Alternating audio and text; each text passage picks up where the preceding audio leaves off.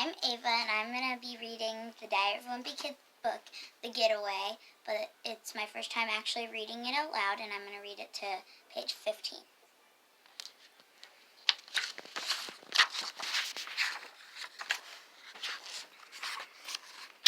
The worst part of having someone tell you about their vacation is trying to pretend you're happy for them, because no one wants to hear about the fun they didn't have.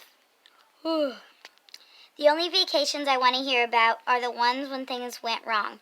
That way, I don't feel bad for missing out. Well, my family just got back from vacation, and believe me, if I could have stayed home, I would have, but I didn't have a choice. A few weeks ago, this vacation wasn't supposed to happen. We were just having a normal December, and I was really looking forward to Christmas. But Mom and Dad were getting all stressed out about everything we had to do to get ready for the holidays. We were way behind on decorating the house, and nothing was going the way it was supposed to. I'm sure we could have gotten our act together in time, but for Christmas, one night, an ad came on TV that totally turned our holidays upside down. Escape to luxury, escape to paradise. The commercial was for a place called Isla de Corrales, which was where Mom and Dad went for their honeymoon. And the reason I know that is because every time an ad for that place comes on TV, the two of them get all kissy-faced. Makes me uncomfortable thinking about Mom and Dad before they had us kids. And I wouldn't have to if Mom didn't break out their honeymoon album every year for their anniversary. The night after an ad came on, Mom and Dad made an announcement.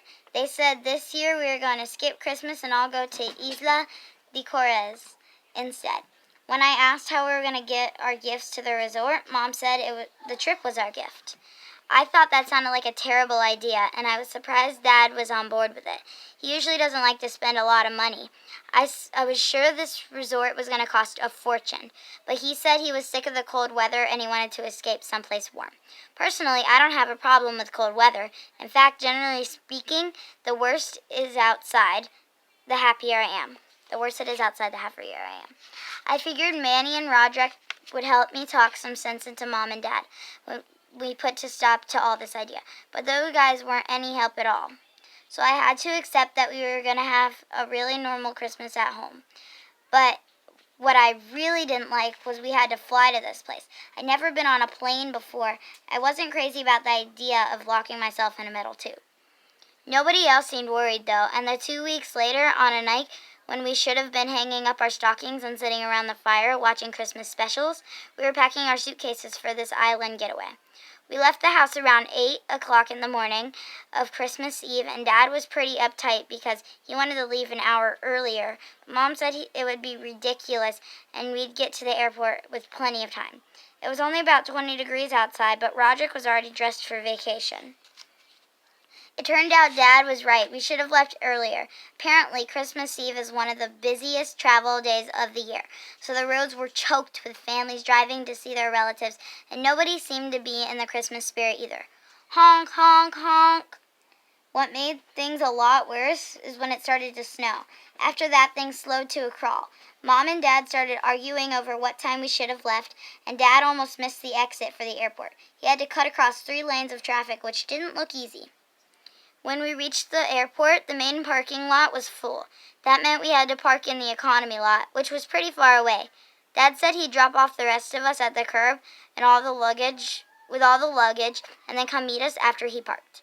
When we came to the passenger drop-off area, it was complete chaos. We tried to unload our bags, but the cops weren't letting anyone stop for more than 30 seconds, and that just stressed everyone out and made things worse. Tweet, tweet, tweet, tweet. I had to get back to the van so I could help Dad with the rest of the bags. Ordinarily, that kind of thing would be Roderick's job, but since he was dressed for 80-degree weather, we got out of it. He was lucky we did, too. When we got to the gate for the economy lot, Dad couldn't reach the ticket from his window, so he made us get out of the car to grab it. Unfortunately, I didn't notice that there was a giant slush puddle on my side of the middle of the car. It was too late. Splorsh.